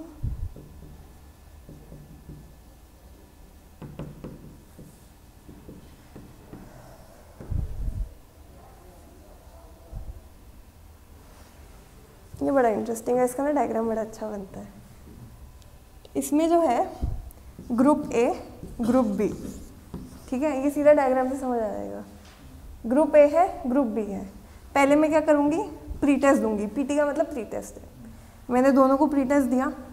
अब मैं क्या करूँगी, जो नॉर्मली हम करते हैं, एक को कंट्रोल ग्रुप रखते हैं, एक को एक्सपेरिमेंटल। मैंने इसको क्या रखा, एक्सपेरिमेंटल ग्रुप। ठीक है, पीटी का रिजल्ट यहाँ पे आ गया। ठीक है, इसको मैंने रखा कंट्रोल ग्रुप। अब इसमें से किसको ट्रीटमेंट मिलेगा, ट्रीटमेंट किसको देते हैं हम? Thank you. और कंट्रोल ग्रुप को हम ट्रीटमेंट नहीं देंगे, नो ट्रीटमेंट।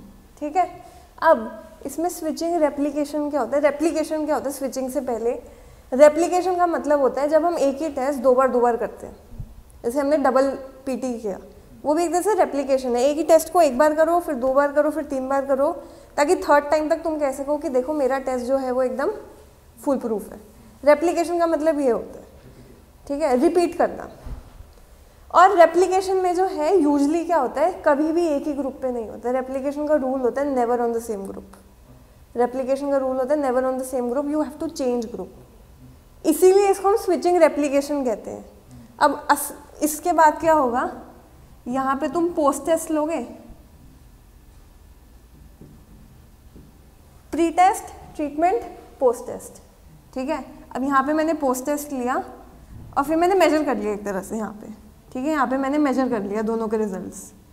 अब मैं क्या करूँगी, मैं चेंज कर दूँगी। वो अक्षय कुमार वाला मीम है ना, ऐसे ही कर दूँगी मैं। उसमें मैं क्या करूँगी, इसको बना दूंगी कंट्रोल ग्रुप और इसको बना दूंगी मैं एक्सपेरिमेंटल ग्रुप। अब क्या होगा, वही ट्रीटमेंट जो पहले इन्हें मिल रहा था वो इन्हें मिल जाएगा।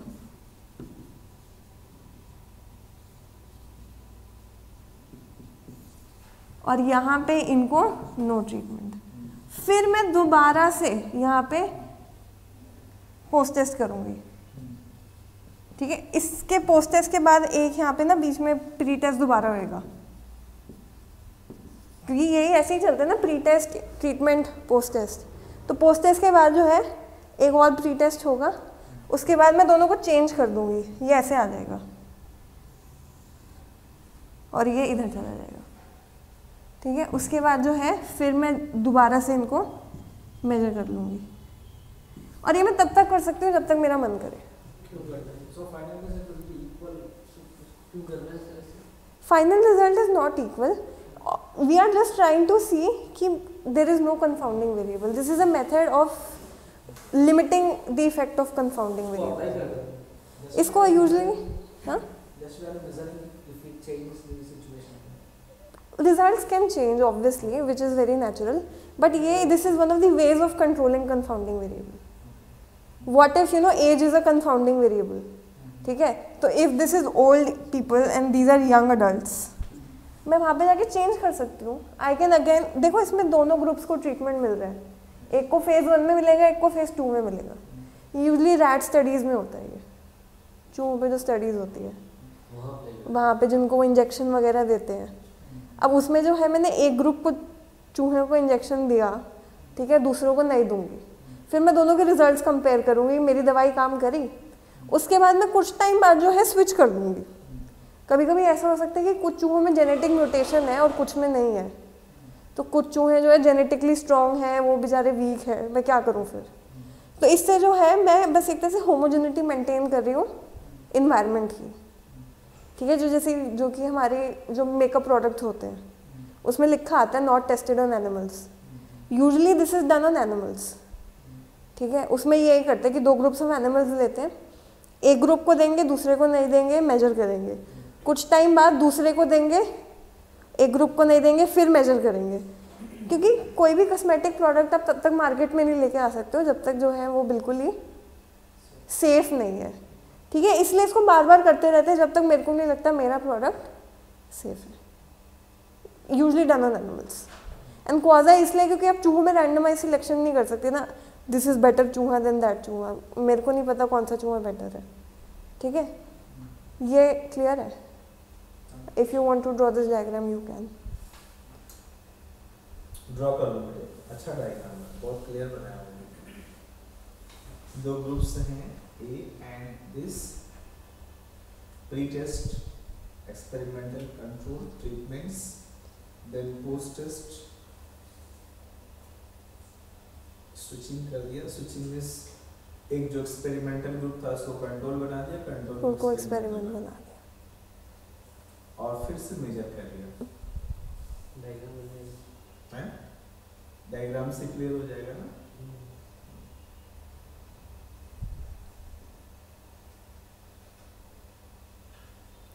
कर दूँ अभी फिर?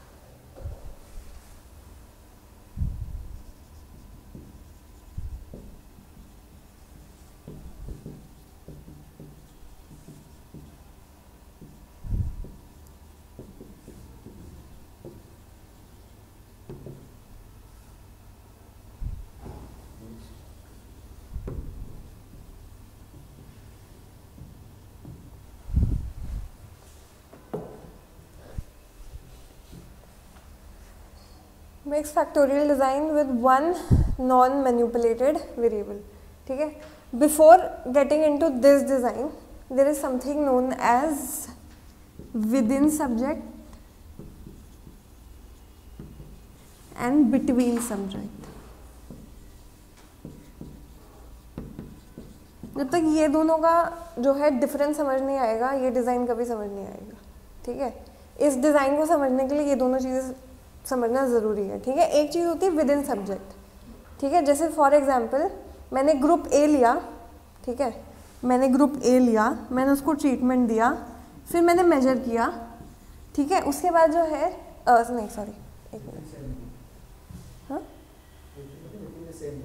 हाँ within the same group. Sorry I just confuse. एक मिनट. विद इन में क्या होगा, पहले I will take a group, I will treat them as a control group. ठीक है. कंट्रोल ग्रुप में यहाँ पे मैं क्या कर लूँगी, मैं एक बेस लाइन सेट कर लूँगी.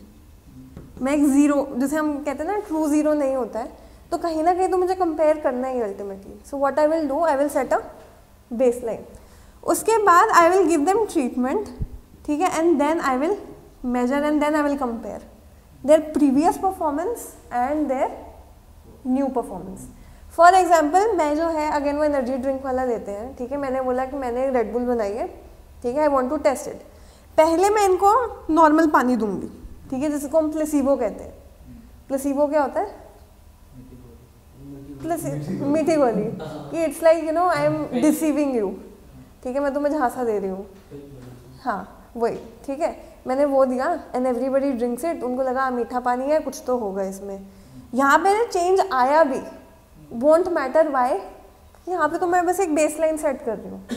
मैंने यहाँ पे फॉर एग्जांपल मैंने ग्राफ लिया, मैंने बोला अच्छा मीठा पानी देके इनका एनर्जी लेवल बढ़े हैं. ठीक है. बस इतने से बढ़े हैं, इतने ही बढ़े हैं. अब क्या होगा, मैं ट्रीटमेंट दूंगी, मैं रेड बुल पिलाऊंगी, मैं क्या देखूंगी एकदम से एनर्जी लेवल यहाँ पे आ गया. I can compare now, I can compare it with this line की इतना इंक्रीज हुआ है. ठीक है. प्लेसिबो देके भी कुछ लोगों को लगता है मेरे को जो है वो दवाई मिली है जिससे कैंसर ठीक हो जाएगा. तो कभी कभी it is psychological rather than actual medicine. ठीक है. तो यहाँ पे बेस लाइन आ गई, यहाँ पे मैंने ट्रीटमेंट दे दिया, यहाँ पे मैंने इसको मेजर कर लिया. जब एक ही ग्रुप को मैं एक्सपेरिमेंटल ग्रुप भी बनाऊँ और मैं कंट्रोल ग्रुप भी बनाऊँ, उसको मैं बोलूँगी विद इन सब्जेक्ट. ठीक है. जब मैं दो ग्रुप्स लेती हूँ, अब तक हम दो ही ग्रुप ले रहे थे. The moment I take two groups A and B, मैं उसको बोलूँगी between subject, between two groups and within the group. We'll do same thing. उसमें क्या होगा, we give them treatment, we don't give them treatment. Experimental group, control group. उसमें experimental और control अलग अलग हैं, इसमें एक्सपेरिमेंटल और कंट्रोल सेम ग्रुप है. ठीक है. मिक्स फैक्टोरियल डिज़ाइन में क्या होता है कि हमारे पास जो है दोनों चीज़ें होती हैं इसमें. और क्वाजे इसलिए होता है क्योंकि इसमें जो है यूजली लोग ऐसे लेते हैं, जहाँ पे भी जेंडर की बात आ जाए ना, मेल फीमेल. ठीक है. यूजली हम उसको क्वाजाई में लेते हैं क्योंकि this is not something that we can randomly choose, कि I will only you know randomly choose males and randomly choose females. वो तो नेचुरली एग्जिस्ट करते हैं, you can not produce them in a lab. ठीक है. इसीलिए क्वाजा ही होता है. ठीक है. इसमें जो है ये सबसे इजी तरीका है इसको समझने का, एक एग्जांपल. विदाउट एग्जांपल तो समझ ही नहीं आता है. इसमें जो है मैं देखना चाह रही हूँ कि जो है मेरे दो ग्रुप्स हैं. ठीक है. एक मेल है और एक फीमेल है. ठीक है. यहाँ पे मैं देखना चाह रही हूँ, एक ग्रुप को मैं दूंगी कॉफ़ी और एक ग्रुप को मैं दूंगी there something known as decaffeinated coffee. Decaf बोलते हैं उसको. हाँ ग्रीन कॉफ़ी कहते हैं उसको. कॉफ़ी है, कॉफ़ी की खुशबू आएगी लेकिन उसमें कैफीन नहीं होता. ठीक है. मैं इनको डीकैफ कॉफ़ी दे रही हूँ. ठीक है. उसमें कैफीन नहीं है, पर क्योंकि स्मेल सेम है, टेस्ट सेम है, they can they tell, they can not tell. अब मैं क्या करूँगी कि I will give them coffee in, for example मैंने इसको जो है 1 कप कॉफ़ी दी. ठीक है. यहाँ पे भी मैंने 1 कप कॉफ़ी दी, मैंने मेजर कर लिया यहाँ पे जो भी आया मेरा. For example I am trying to see heart rate, तो कॉफ़ी से ऑब्वियसली हार्ट रेट बढ़ता है. ठीक है. मैंने मेजर कर लिया. अब मैंने इनको 2 कप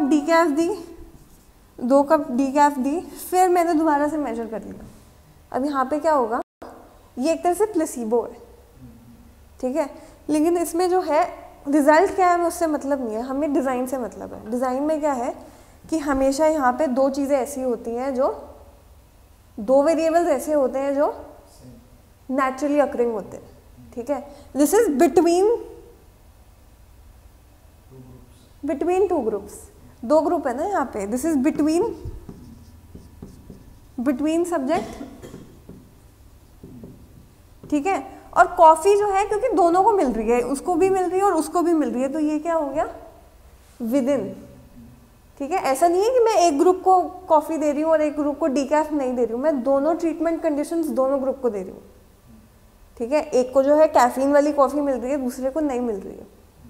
इट्स लाइक कि मैं एक इसको टॉफ़ी दूंगी तो मैं इसको भी टॉफ़ी दूंगी, ठीक है। अगर मैं मेल्स को टॉफ़ी दे रही हूँ तो मैं फीमेल्स को भी दूंगी।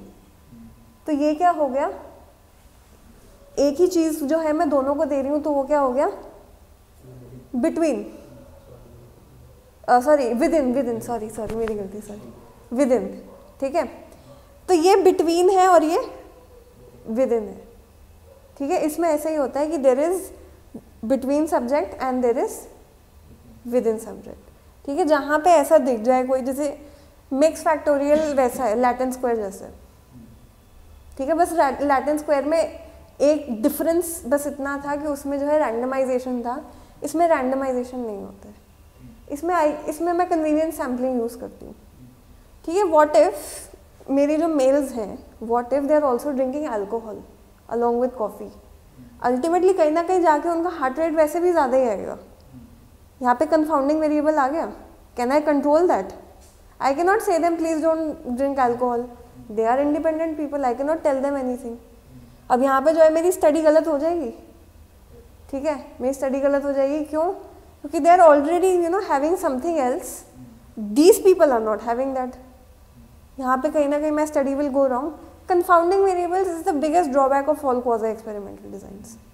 इनमें एक ही दिक्कत है और वो है कंफाउंडिंग वेरिएबल। कंफाउंडिंग वेरिएबल रोकने का एक ही तरीका है, रैंडमाइजेशन। जहाँ रैंडमाइजेशन नहीं है वहाँ कंफाउंडिंग वेरिएबल आएगा, ठीक है। इसमें इतना समझने की ज़रूरत भी नहीं है क्योंकि this is a very complicated design. This is like Latin square, Latin square का नॉन एक्सपेरिमेंटल टाइप है ये, ठीक है। इसमें बस इतना ही है कि एक बिटवीन सब्जेक्ट होगा और एक विद इन सब्जेक्ट होगा, क्योंकि कॉफ़ी दोनों को मिल रही है, ठीक है, इसलिए ये क्या होगा विद इन सब्जेक्ट। ये क्लियर है?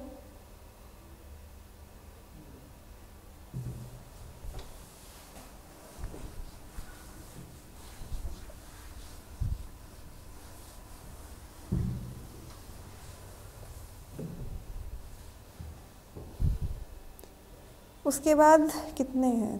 4 और हैं। Interrupted time series design.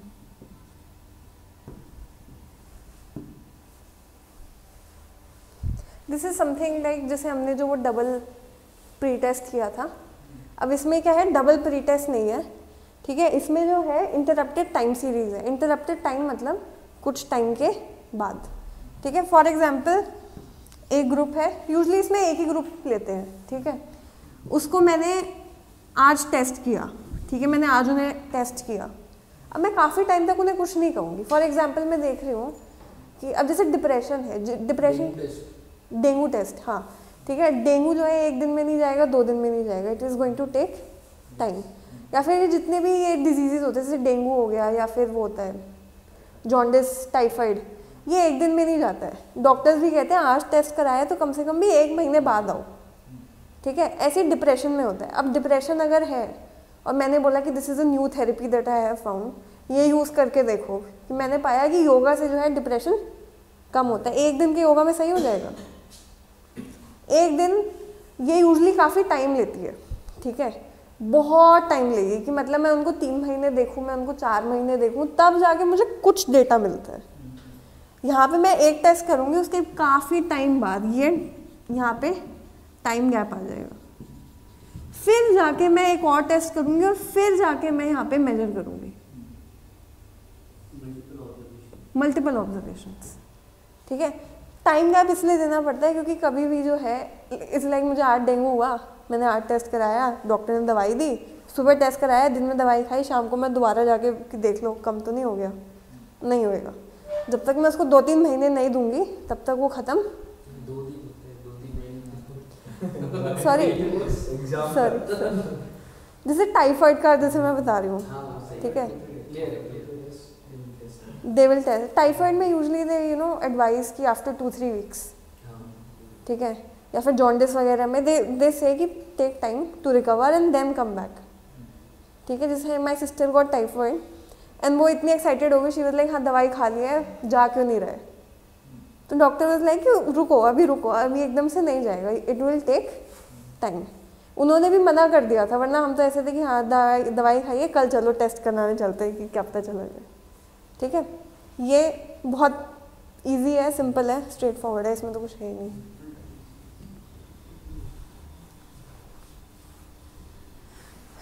Interrupted time series के बाद है multiple time series, same as interrupted time series, but इसमें we use 2 groups rather than 1 group. उसमें क्या था, हम एक ही ग्रुप का कुछ टाइम बाद देख रहे थे, same logic, group A group B, यहाँ पे 2 ग्रुप्स हो गए। हमने जो है ट्रीटमेंट दिया, अब हमने दोनों को ही जो है, सॉरी, एक को ट्रीटमेंट मिलता है, एक को नहीं मिलता है। एक को ट्रीटमेंट मिलेगा, एक को ट्रीटमेंट नहीं मिलेगा। हम यहाँ पे टाइम गैप देंगे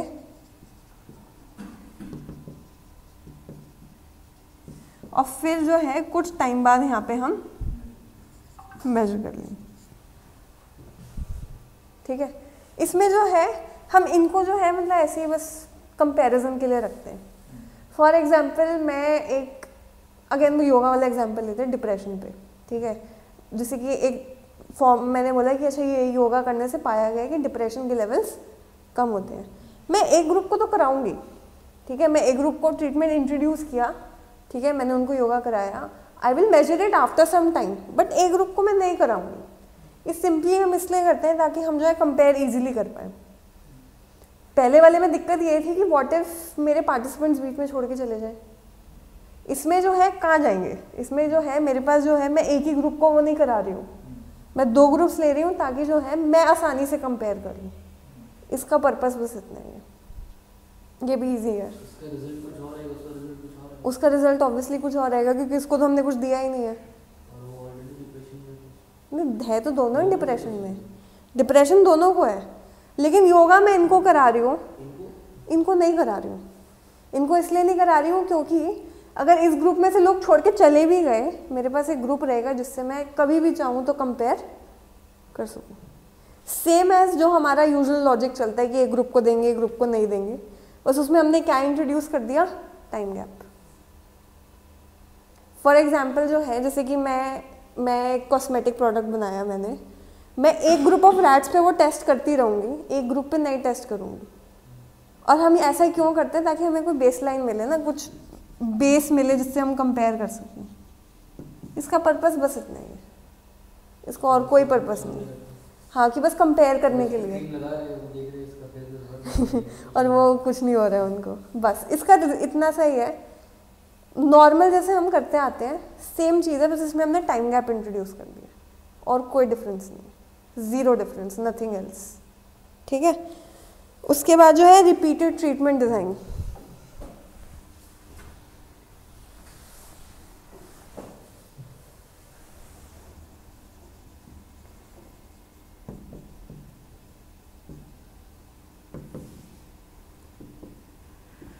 रिपीटेड ट्रीटमेंट डिज़ाइन में क्या है कि हम जो है बार बार उनको ट्रीटमेंट देते रहेंगे। फॉर एग्जांपल हम एक पहले प्री टेस्ट करेंगे, ठीक है। हम प्री टेस्ट पोस्ट टेस्ट क्यों करते हैं?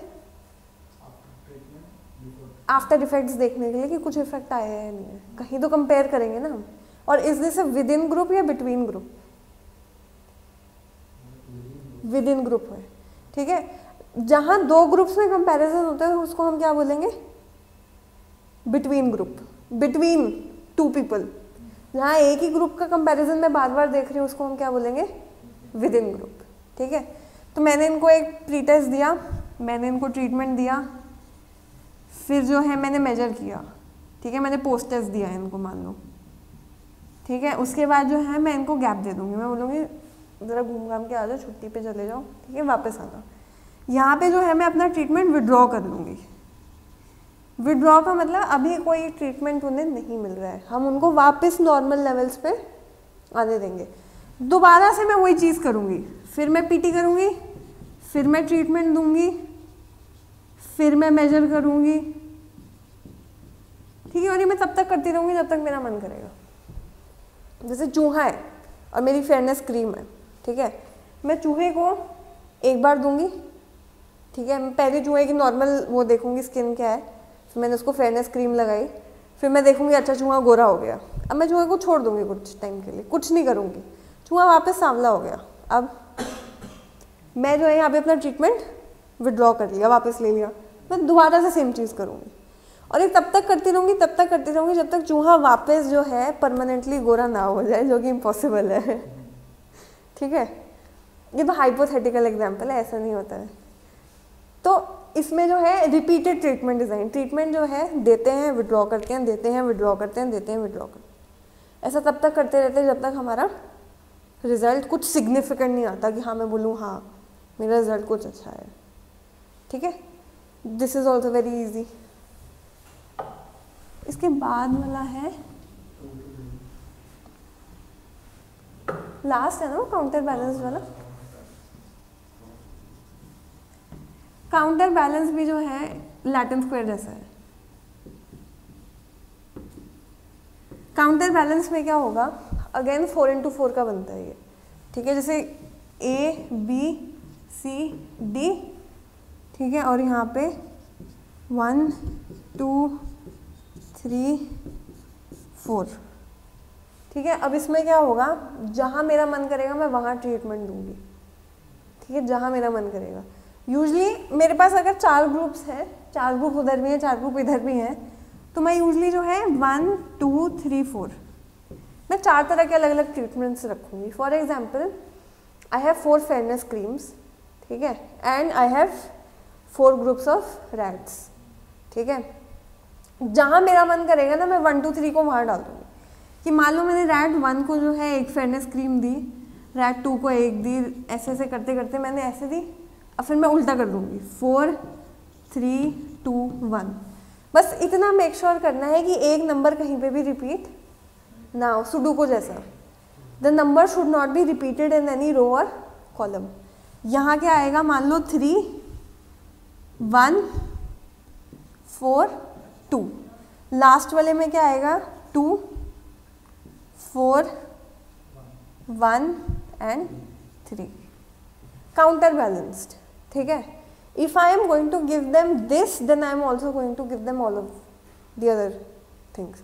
कि अगर मैं जो है जैसे कि हम लोग वो लिखते हैं आंसर राइटिंग वगैरह वाले लिखते, ठीक है, उसमें ऐसा नहीं होता कि मतलब if I am a teacher और मेरे पास 4 ग्रुप्स हैं तो एक ही आंसर मतलब एक ही क्वेश्चन है, ठीक है, वो मैं 4 ग्रुप्स में घुमा दूंगी, पर जो है मैं अलग अलग टाइम पे दूंगी उनको। जैसे कि आज जो है मैंने एक ग्रुप को यूनिट 1 दिया, मैंने एक ग्रुप को यूनिट 2 दिया, एक ग्रुप को यूनिट 3 दिया। अब जो है उन्हें क्या लगेगा कि बहुत सारे क्वेश्चन हैं, लेकिन मैं क्या कर रही हूँ एक तरह से वही है, पेपर तो मैंने 3 ही बनाए हैं लेकिन मैं ग्रुप्स में घुमा रही हूँ, तो उनको क्या लग रहा है कि बहुत सारे क्वेश्चन हैं, ठीक है। तो इसमें काउंटर बैलेंस होता है ताकि हर एक इंसान को जो है सारे के सारे ट्रीटमेंट्स मिल जाए। इसमें हर एक को हर कोई ट्रीटमेंट मिलेगा, ऐसे भी और ऐसे भी।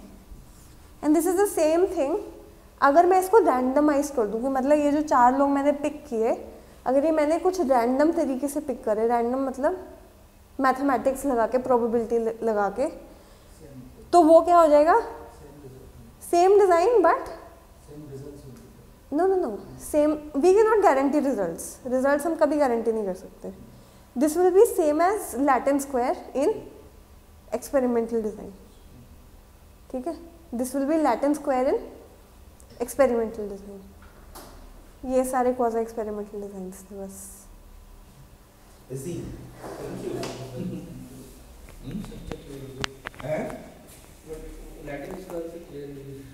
कौन सा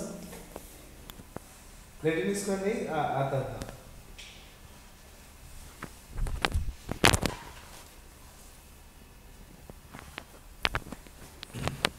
thank you. So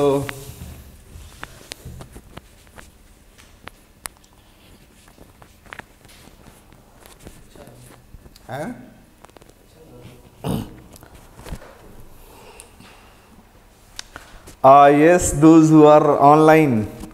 So this is, I think, a new experience for you if you have listened to Bhairavi properly. So this was nice. तो हाँ अंकित, आपका जो एक चीज़, क्या चीज़ कह रहे थे, नहीं क्लियर है?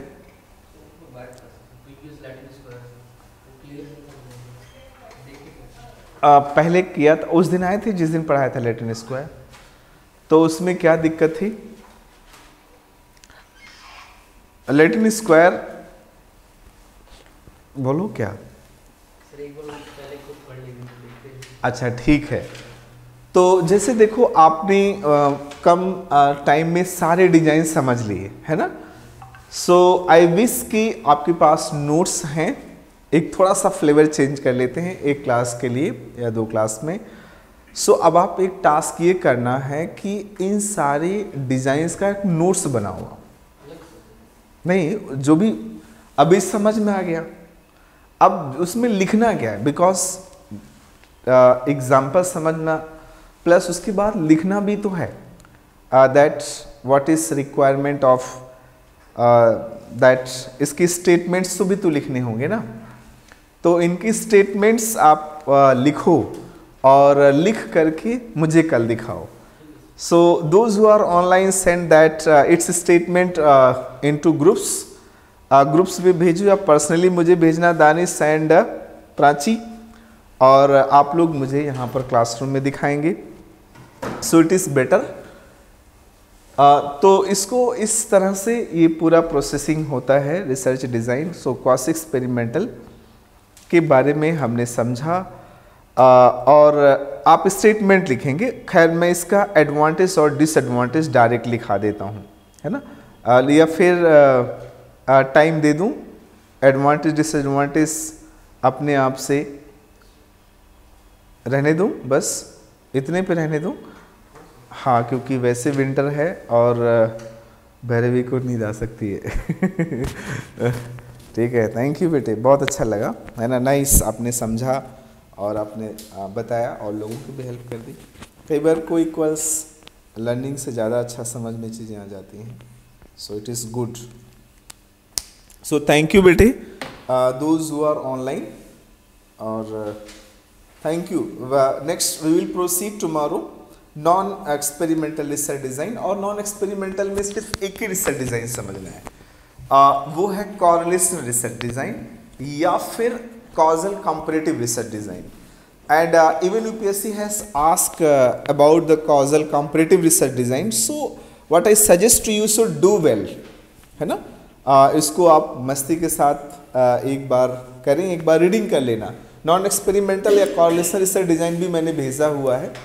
सो कल ये बहुत जल्दी कंप्लीट कर लेंगे और फिर उसके बाद हम लोग दोबारा आ जाएंगे, दैट इज़ रिसर्च के जो कुछ एथिकल इश्यूज़ हैं इन पे डिस्कस कर लेंगे हम लोग, है ना। या थोड़ा सा जो टाइप ऑफ टेस्ट हैं, टाइप हाइपोथेसिस टेस्टिंग से क्वेश्चंस नहीं आते भैरव। जैसे मान लो बहुत हुआ, टी टेस्ट आ गया, टी टेस्ट के बाद एनोवा तो हमने समझ ही रखा है, उसमें एफ टेस्ट, टी टेस्ट के बाद में क्रूसेल वॉलिस, मान विटनी, काई टेस्ट, इन सब से एक भी क्वेश्चंस नहीं आता। एनकोनोवा, एनकोवा, इन सब से कभी क्वेश्चन आया ही नहीं। बहुत आया तो एक वेरिएबल्स मीन्स वो एनोवा से ही क्वेश्चंस आए हैं कभी भी, क्योंकि उसमें लिखने का बच्चे को चांस नहीं होगा ना।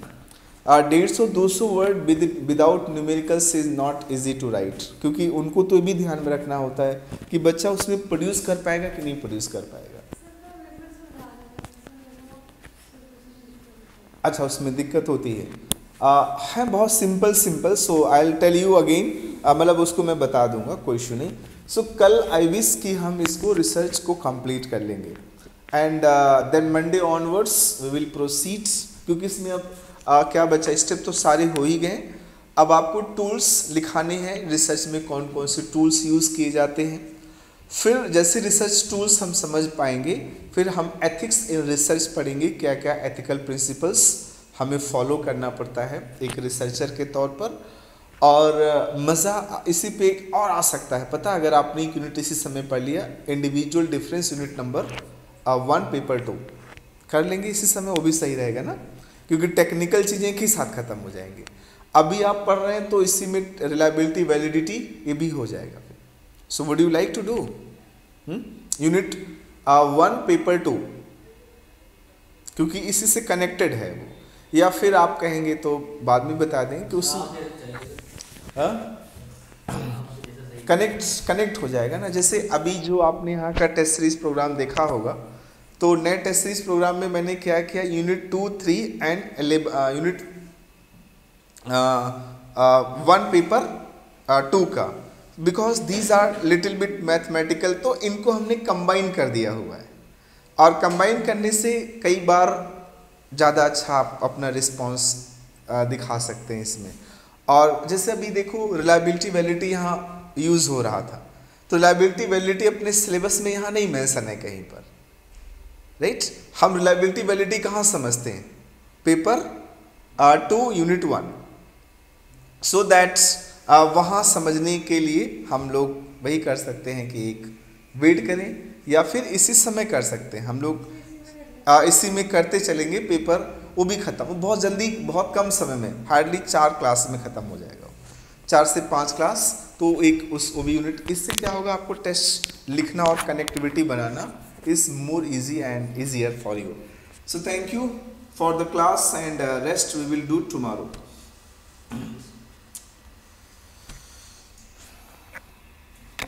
Thank you. 14 student has there viewed not in the class. अभी कौन सा टेस्ट? वो तो मैं मार्किंग